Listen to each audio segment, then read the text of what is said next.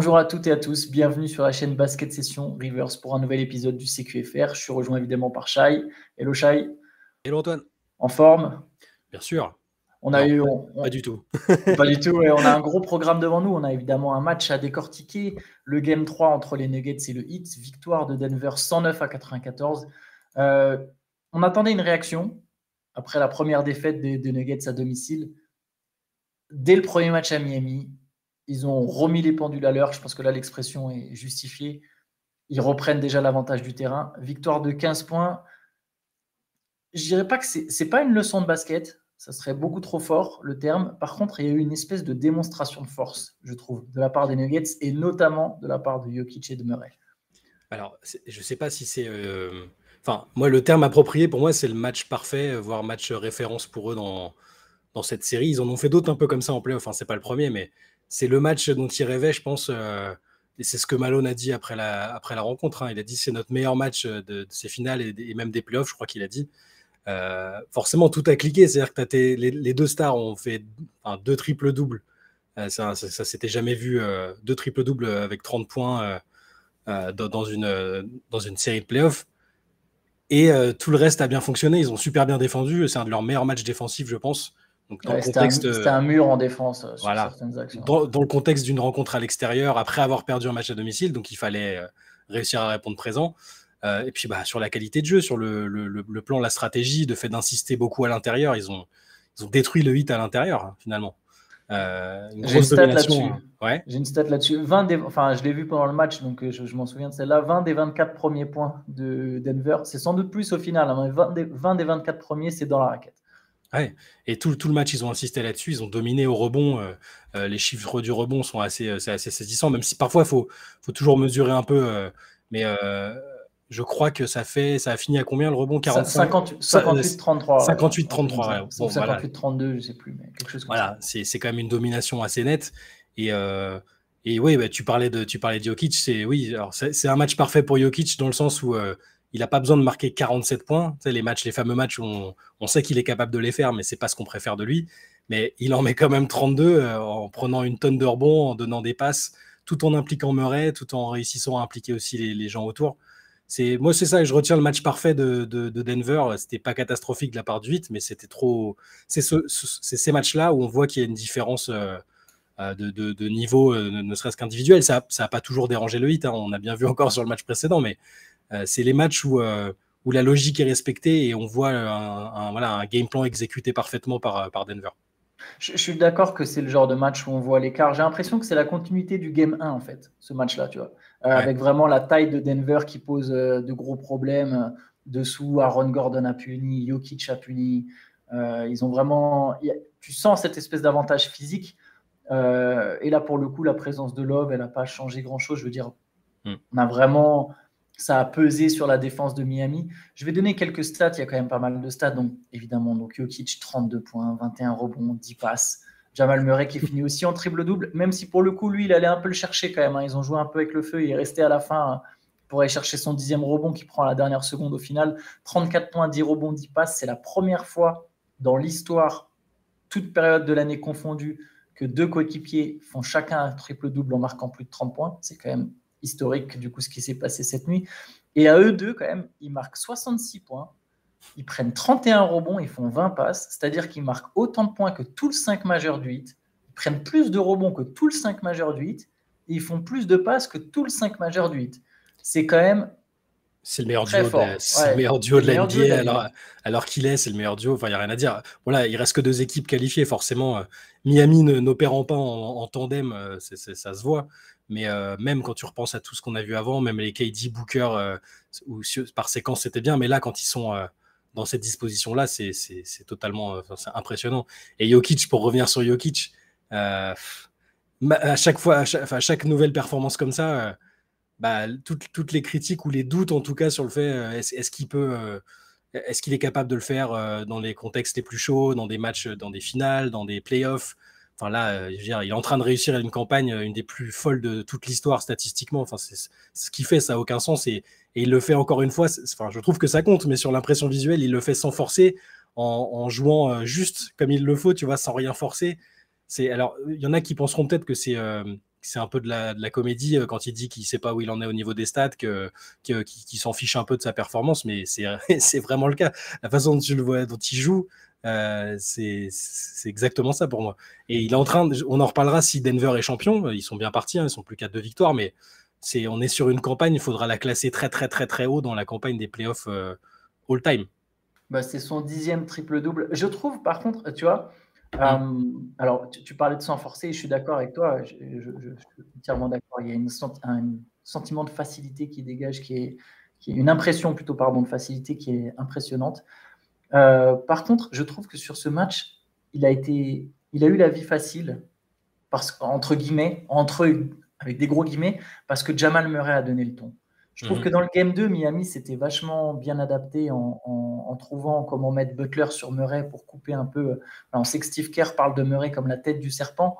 Miami est arrivé sans doute à la même conclusion. Et sur ce match, Murray, il a commencé tellement fort, tellement agressif d'entrée. Il met 20 points en première mi-temps à 8 sur 13. 20 points, c'est plus que son total sur le match précédent. Et vraiment, l'agressivité de Murray a finalement ouvert des espaces à Jokic, parce que le Heat s'est mis à doubler sur les pick and roll sur Murray, à le trapper, et à un moment, tu ne peux pas faire des prises à 2 non plus sur tout le monde. Donc si Murray il a des prises à 2, par définition, Jokic il va avoir des opportunités. Je trouve que c'est ce qui s'est en partie passé, parce que Jokic a aussi été bon très vite. Mais voilà, quand tu as les deux, je suis d'accord avec toi sur le meilleur duo. C'est le meilleur duo, peut-être pas sur le papier, tu vois, dans le sens où au niveau des noms purement du talent individuel, voilà, il y a une équipe où il y a Booker et Durant, il y en a une où il y a LeBron James et Anthony Davis. Par contre, c'est le meilleur duo parce que c'est celui qui est le plus en synergie, en fait. C'est celui qui a la meilleure complémentarité. Même sur le talent, tu sais, là, on est en train de voir. Murray, il enchaîne les matchs. Il enchaîne les matchs avec 10 passes dans les matchs. Donc le mec, c'est un playmaker. C'est pas juste à la base, on le voyait un peu comme un scoreur. Enfin, il a un gros talent offensif au scoring. Il est en train de devenir en plus un très très bon playmaker, de faire les efforts défensivement dont on n'était pas certain qu'il soit capable de les faire en début de carrière. Enfin, c'est en train de devenir un joueur monstrueux aussi. C'est forcément un peu éclipsé parce qu'en face, il a un mec de niveau all-time avec lequel il joue et c'est peut-être un peu éclipsé, mais ouais, la montée en puissance de Murray et leur synergie, comme tu dis, je la trouve magnifique. Enfin, elle est exceptionnelle et ça. Je vais pas encore une fois enterrer le Heat, on va pas refaire cette erreur-là, mais ils sont en train de porter les Nuggets vers le titre là en jouant comme ça. Ils vont peut-être encore perdre un match, hein, c'est pas du tout exclure. On voit comment Miami revient, mais là ces deux-là, ils sont à un niveau tellement élevé, je trouve que. L'ironie, tu vois, tout à l'heure, tu disais à Miami, c'est pas forcément un duo, mais je trouvais que justement ce match, il se résumait beaucoup à Butler et Adebayo. Ouais, tu vois, c'est vrai. Mais parce que tu sens, en fait, c'était presque peut-être contraint, dans le sens où tu sens quand même que quand les tirs ne rentrent pas à Miami, il y a quand même. Et j'ai trouvé que c'est le match sur lequel on a le plus senti l'absence de Tyler Herro. En fait. Et je ne sais pas où il en est pour son retour, mais ça pour va le être coup, juste. vraiment, j'ai l'impression que Miami aurait besoin de lui parce qu'il y avait quand même du mal à créer du jeu. Quand les tirs ne rentrent pas, c'est plus du tout la même équipe. En cumulé, quand tu prends donc, on exclut le tandem Butler-Adebayo, ils ont fait leur match, hein, ils ont mis 50 points à 2, c'est quand même pas mal. Quand tu prends Gabe Vincent, Max Strus, Caleb Martin et Kevin Love, ils ont shooté ensemble à 9 sur 31. Ouais, c'est pas suffisant. On a vu que c'était justement pas une équipe qui pouvait gagner seulement avec un Butler énorme. Où il faut que les autres, ceux dont on parle depuis le début, soient là. Et là, quand ils prennent soit pas assez de tirs, soit quand ils en mettent pas assez, c'est plus compliqué. Butler et Adebayo ont été obligés de prendre plus de 20 tirs chacun à 24 et 21. Ils ont tiré encore plus que Murray et Jokic au final. C'est assez représentatif. J'ai trouvé que, alors, ça s'explique aussi par la défense des Nuggets qui a été plus agressive, plus intense. Mais j'ai trouvé que le jeu de Miami était plus statique que sur d'autres matchs. Par séquence, en tout cas, ça dépendait des moments. J'ai trouvé Butler très bon, même s'il rate quelques tirs, j'ai trouvé vraiment intéressant. C'est-à-dire que dès qu'il n'y avait pas Aaron Gordon sur lui, il mettait la misère à whoever était en face de lui, en l'agressant en dribble ou en jouant de haut panier. Et au final, s'il y avait prise à 2, enfin, en tout cas, il créait du jeu, il a ressorti, il finit qu'à 4 passes, mais il crée du jeu, c'est parce qu'il y a beaucoup de tirs ratés. Et dès qu'il y avait Aaron Gordon, il jouait autrement, tu vois, il cherchait, il y avait des piquets, tout plein de choses. Je trouvais que Butler a joué très intelligemment. Mais tu vois, je reviens à ce que tu as dit, c'est peut-être le match où on voit quand même l'écart, quoi. Tu sens qu'il y a un peu moins de talent individuel quand même du côté du Heat. Il y a moins de joueurs capables de faire des différences, balle en main. Il y a des joueurs tu vois, un Max Truss, alors il finit à 5 passes, mais tu sens que quand son tir ne rentre pas, il est quand même moins utile. Je trouvais que Gabe Vincent, il n'a pas pu se mettre dans le rythme parce qu'il y a eu ses fautes qui l'ont sorti du match et du coup, il ne peut jamais se mettre en rythme. Donc, du coup, au final, c'est comme s'il n'avait pas joué, enfin, entre guillemets, comme s'il n'avait pas joué, quoi, tu vois. Il y a des fautes sévères hein, d'ailleurs sur lui. Ouais, il y a des fautes sévères sur lui pour le coup. Et derrière, bah, tu te retrouves avec une équipe qui n'a pas tant d'options que ça, quoi. Ouais, mais c'est pas trop sur qui se tourner. C'est l'histoire de Miami dans ses playoffs où on se dit, un jour on se dit, ouais, bon là ça y est, on voit les limites, en face l'équipe est mieux armée, puis le match d'après ils te sortent une masterclass collective et c'est l'histoire de cette équipe-là, donc ça veut pas dire qu'ils vont pas encore nous ressortir quelque chose au match suivant, encore à domicile. Après, est-ce qu'ils sont capables de gérer des matchs comme celui-là où tu as un Christian Brown qui sort du banc, qui met 15 points, qui détruit la zone et qui apporte un truc qu'ils n'avaient pas jusque-là à Denver.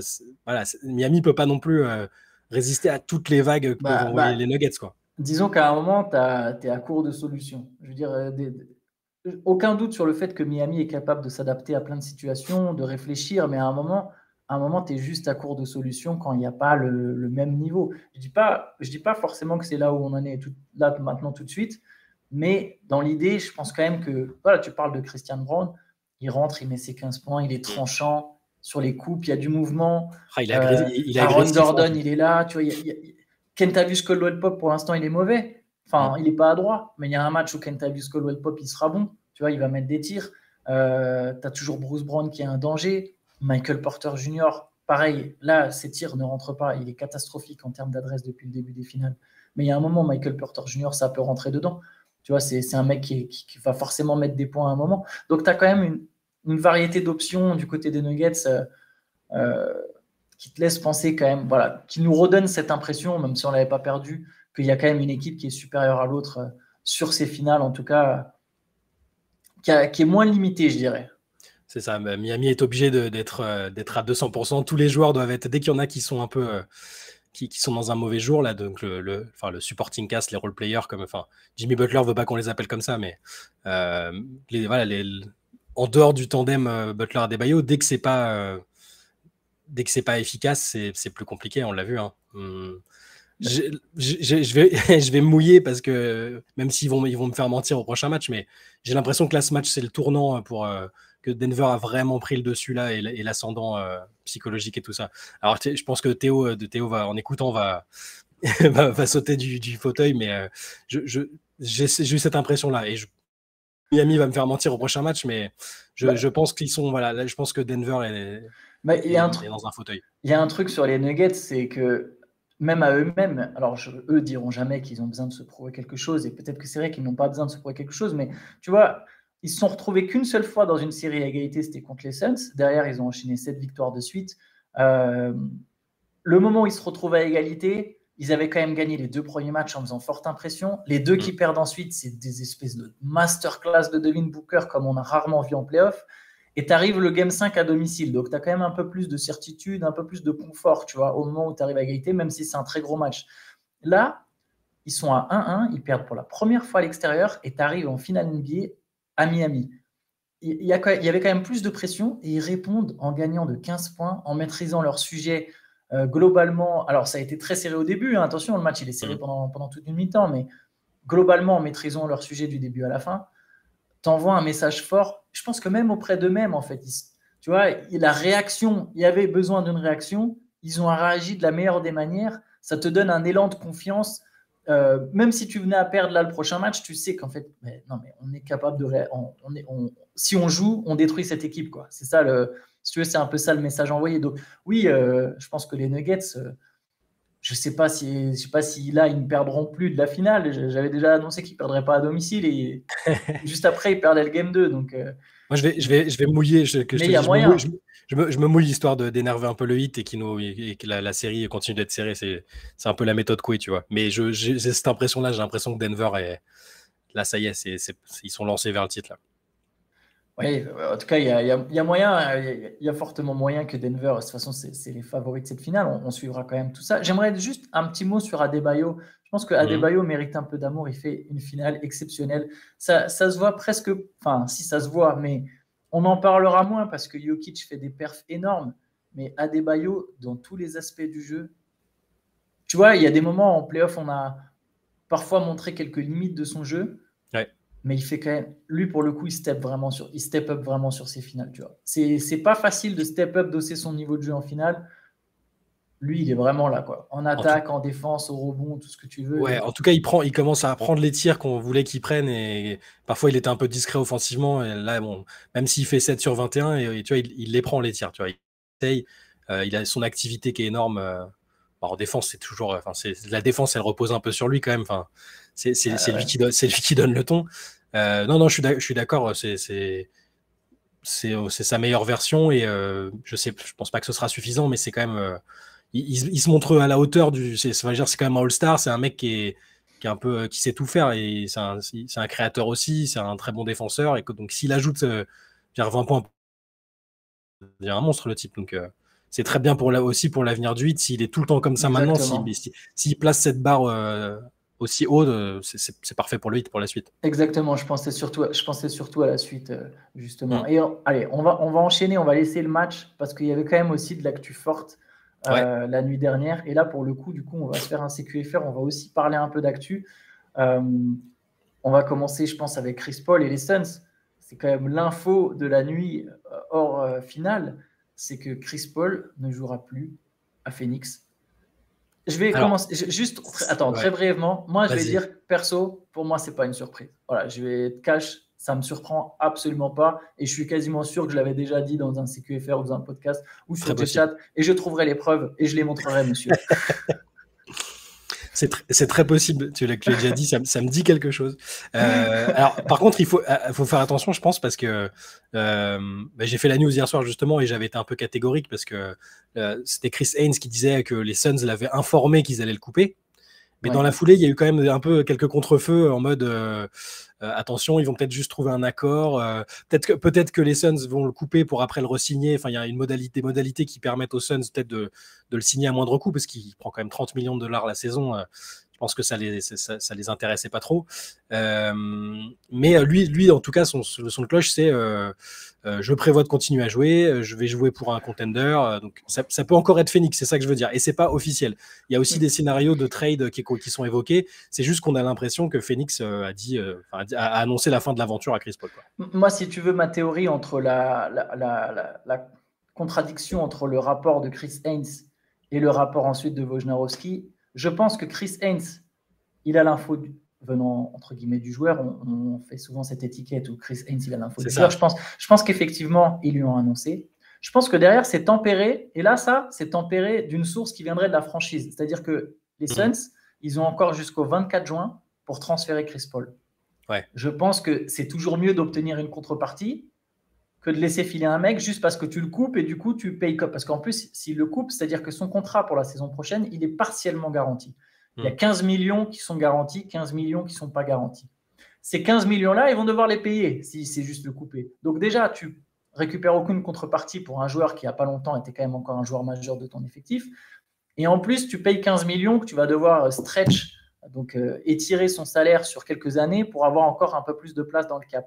Donc je pense que les Suns, s'il y a moyen de mettre en place un trade d'ici le moment où il faut confirmer que oui ou non son contrat sera garanti, ils ne vont pas s'en priver. Donc, si tu tempères un peu, tu parais moins désespéré. Tu vois, pour négocier au moment du transfert, c'est quand même un peu plus simple. Mais honnêtement, ils veulent pas passer pour des salauds entre guillemets. C'est-à-dire que effectivement, la logique, c'est que Chris Haynes étant un peu dans l'oreille des il est un peu confident des stars. Donc, à mon avis, Chris Paul et ou son camp lui ont dit ils nous ont dit que c'était terminé et que d'une manière ou d'une autre, on allait se séparer.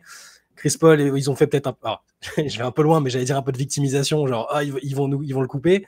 Le timing en plus est pas foufou. Tu vois. Et peut-être qu'à côté, ils vont juste trouver une solution de trade. Je pense que Chris Paul veut être en contrôle de la chose. Si après 30 millions d'années, comment tu veux le trader, le mec, Ouais, c'est ça. Mais tu peux pas. Les candidats au titre, ils n'ont pas cet espace sous le cap. Ils peuvent l'envoyer à Charlotte, oui. Mais tu vois ce que je veux dire. À un moment, Chris Paul, dans le discours derrière, moi, je peux continuer à jouer, je veux continuer à jouer pour le titre. Mais du coup, il n'y aura pas de trade alors. Ouais. 30 millions. Si, tu vois, comment tu mets un trade en place pour 30 millions? C'est-à-dire que soit tu envoies un joueur plus fort, enfin un joueur a priori plus fort. Tu vois, il faudrait que tu envoies soit une star en échange de Chris Paul. Quelle franchise qui est bien placée va vouloir faire ça? Soit tu envoies un contrat qui est béton, qui est, tu sais, genre Ben Simmons. Tu vois, mais est-ce que les Suns, ils veulent de Ben Simmons? La réponse est non, tu vois. Je pense pas. Donc, en fait, il y aura, moi, je pense que c'est fini. Il n'y aura pas de trade. Il va être coupé. Et l'information, c'est qu'à mon avis, les Suns, ils vont être les premiers sur Fred VanVleet. Ça me semble c'est sûr. Ça, c'est obligé. C'est leur cible de l'intersaison. Ouais. Mais du coup, moi, je me demande aussi où va atterrir Chris Paul, parce qu'il dit qu'il veut continuer à jouer pour un contender. Donc, moi, j'ai pensé tout de suite. Ouais, j'ai pensé tout de suite aux Lakers parce que ce serait un peu l'acte manqué d'il y a 10 ou 12 ans quand ils avaient dû annuler le trade. Donc, peut-être que là, il va pouvoir enfin jouer avec LeBron. Mais je pensais aussi à une équipe où son meilleur rôle à Chris Paul, surtout maintenant, c'est peut-être d'encadrer une équipe qui monte en puissance jeune comme il avait fait au KC pendant un an. Moi, je l'aimerais bien aux Spurs, en fait. Tu vois, mais je pense pas que ce soit ce qu'ils cherchent, par contre. je pense pas que ce soit ce qu'ils cherchent, sauf s'ils considèrent qu'avec Wembanyama, ils peuvent jouer les playoffs tout de suite, qu'autour, l'équipe, elle se monte. Il veut pas que jouer les playoffs, là, Chris Non, Paul. je sais. Là, on est au bout du bout. Hein. Là, c'est la bague, ça va être la bague. Hein. Ou alors pour le fun, je pense les deux équipes de Los Angeles.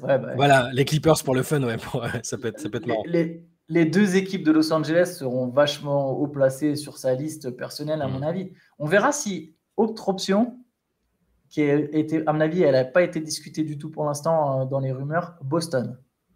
Je me demande si les Celtics, ils vont pas tenter d'aller chercher un meneur comme ça, sachant qu'il n'aura aucune pression au scoring, vu que devant lui, il y a Jalen. En plus, parfait, tu vois, en mentor des deux. Ça ne m'étonnerait pas que Boston soit dans le mix. Et donc, en sortie de banc derrière Marcus Smart ou Non, soit ça, soit il joue avec Tatum en 4 et il joue avec plus qu'un seul pivot et c'est Robert Williams et c'est Al Horford qui sort du banc ou je sais pas, ou alors.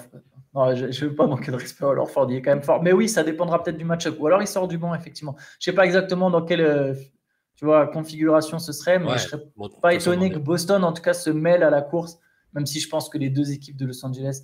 Je suis quasiment persuadé, moi personnellement, que les Lakers ne re-signeront pas D'Angelo Russell. Non, c'est sûr, surtout si tu as un Chris Paul sur le marché, plus les rumeurs avec Kyrie, tout ça, tu sens qu'ils ont envie d'avoir un autre meneur, un meneur un peu plus référencé, quoi. Enfin, un peu plus solide. Enfin, sauf s'ils ratent toutes ces options-là, quoi. À la limite. Je pense, ce que je veux dire, c'est que ça sera peut-être leur troisième plan, quoi. Genre, l'option C, ils le diront pas. Hein. Moi, ils le signent, ils diront depuis le début, mon gars, on croit en toi. On attendait juste de voir un peu ce qui se passe, tu vois. Je vois bien, tu connais, tu vois. Il dirait un truc comme ça, mais à mon avis, bon. Ils sont plus trop tentés. Autre info, on va faire un poil plus long aujourd'hui. Peut-être autre info très brièvement, dans un autre style complètement différent, Zion Williamson se retrouve dans une sauce. Chat, et ça, je te laisse nous en parler. J'ai pas trop suivi, moi. Alors, non, mais attends, moi, j'ai suivi partiellement, mais j'ai juste vu les tweets passer. Ça m'a bien fait halluciner. Donc, je crois hier dans la journée, il annonce sa future paternité. Il va être papa d'une petite fille avec sa compagne. Bon, moi, je n'ai pas suivi au niveau people, j'ai pas trop suivi le dossier Zion ces derniers temps, mais bon, visiblement, sa compagne, stripteaseuse de profession, on s'en fout totalement, mais c'est un élément important de la suite. Donc il annonce la paternité, ils font une vidéo, genre, tu sais, les vidéos de gender reveal, là, où ils disent, c'est une fille, machin. Tu dis, tout va bien, c'est bien, il va se reconstruire à travers la paternité, il va retrouver le moral et tout. Et 2 heures après, il y a une nana qui commence à tweeter, donc une porn star visiblement assez connue aux États-Unis, qui envoie une salve de tweets en choqué que Zion lui ait menti et qu'il est, selon elle, une sorte de double vie, qui continue de coucher avec elle et machin. Enfin bref, plein de tweets qui montrent que visiblement pendant sa supposée rééducation, il était quand même actif, mais pas sur le terrain de basket. Il était actif physiquement. Voilà. Et donc ça fait bon, salut. Travaille son cardio. Ouais, bah oui, certainement. mais ça jette une publicité un peu négative. C'est un peu de négativité autour de lui et on sait qu'il a quand même beaucoup de pression. Il va falloir qu'il arrive à rejouer une saison pleine. Et en même temps, tu te dis la draft 2019 avec Ja Morant, Zion Williamson. Enfin, ça commence à être un peu, ça commence à être un peu compliqué pour cette classe-là. Alors, c'est très différent. On n'est pas du tout sur le même genre d'histoire que Ja Morant, hein. Mais on sait que la NBA aime pas trop ça non plus. Elle aime pas trop quand les joueurs qu'elle espère voir médiatiquement représenter la ligue, tout ça, soit dans des histoires comme ça. Je veux dire, il n'a pas commis de crime, hein. Au max, c'est de l'adultère et c'est même pas sûr. Je suis même pas sûr qu'il soit marié. C'est juste que même les Pelicans. Booker, il n'avait pas 3 femmes enceintes en même temps. Ah, il y a des histoires comme ça, mais il y a moyen de rebondir, quoi. Mais bon, Booker est pas constamment blessé et il arrive à avoir le même niveau. Donc du coup, on peut se foutre royalement de ce qu'il fait à côté. Zion, forcément, quand il y a ces histoires de conditions physiques, ces histoires de blessures à répétition, bah forcément, les gens ils vont faire le lien, ils vont le saouler. Et la franchise va aussi peut-être se dire que c'est pas très sérieux, alors qu'il y a besoin qu'il soit. Bon, c'est là, on est dans du people et des trucs qui sont un peu. C'est un peu toxique, mais bon, c'est juste pour dire que c'est pas idéal pour lui, pour sa reconstruction et son retour au premier plan, qu'on espère tous, parce que quand Zion n'est pas blessé et qu'il est dans une condition acceptable, c'est un phénomène absolu et on a envie de le voir revenir bien. Non, mais tu as raison, c'est délicat parce qu'en fait, l'humain rend ça délicat dans le sens où nous, en tant qu'être humain, on aime bien finalement juger d'autres êtres humains et c'est injuste que ces mecs-là se retrouvent, je veux dire, parmi tous ceux qui jugent combien d'entre nous sont parfaits ou ne font jamais d'erreur. Mais par contre, là où tu as raison, c'est que pour le coup, le système aujourd'hui est comme ça et ça va faire parler négativement. Et évidemment, ça rajoute encore une pression pour Zion qui est déjà dans des situations pas faciles. Il arrivera à gommer ça, s'il revient et qu'il arrive à enchaîner la saison, tout ça. Enfin, plus personne lui parlera de ça, mais le problème, c'est que le people est lié au non-people aujourd'hui et que t'es obligé de faire des raccourcis sur l'hygiène de vie, des choses comme ça, et les gens voudraient que les joueurs soient des robots. Des robots, des ermites qui sortent pas de chez eux. On sait que c'est pas le cas, mais quand c'est pour un joueur qui est très souvent blessé et qui a du mal à être en condition, voilà. Mais bon, en tout cas, moi, j'espère que ça va vite être effacé, qu'on va vite oublier ça et qu'il va pouvoir revenir sur le terrain et être le joueur qu'il doit être. On en parlera dans quelques mois, on verra tout ça. Pour le reste de l'actualité, je vous invite à aller sur basketsession.com. Il y a pas mal d'actu pour le coup. Il y a aussi notamment concernant Damian Lillard, hein, pour ceux que ça intéresse. Ça sent quand même de plus en plus son transfert. Donc bon, voilà, je fais des incantations à un cas en attendant, mais ça sent pas très bon. Et donc voilà. Et nous, on se retrouvera évidemment demain pour un CQFR justement sur l'actualité, vu qu'il n'y aura pas de match. On parlera peut-être éventuellement encore de ce Game 3, hein, si jamais on a des choses à rajouter. Mais donc voilà, n'hésitez pas à passer sur Basket Session, sur la chaîne YouTube, mettez un pouce, un commentaire ou pas, c'est comme vous voulez. C'est à vous de voir, mais ça rend service à ce qui paraît. Donc voilà, donc ciao à tous, bonne journée. Salut Antoine.